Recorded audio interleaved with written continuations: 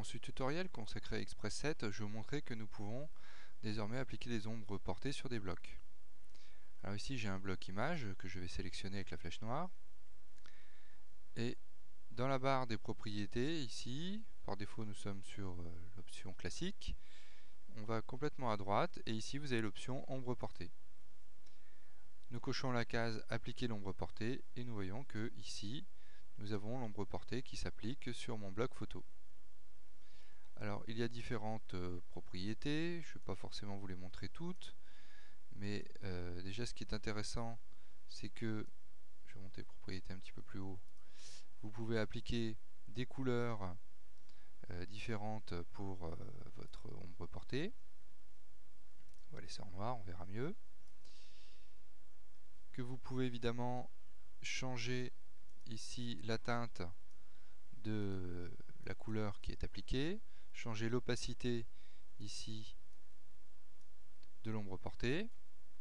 Ici vous pouvez utiliser différents angles pour changer l'orientation, le placement de votre ombre. Ici.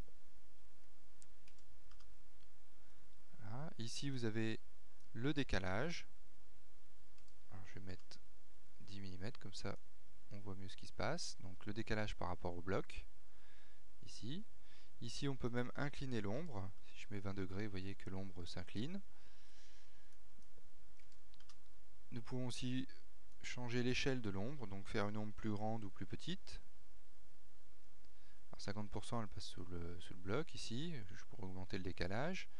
Si je mets 110, là évidemment, je vais mettre un décalage plus faible, on voit que le bloc d'ombre est plus grand que le bloc de départ.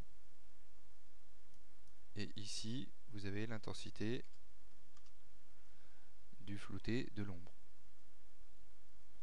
Alors une option aussi intéressante, là je vais réduire un petit peu, je vais remettre à 4 mm par exemple.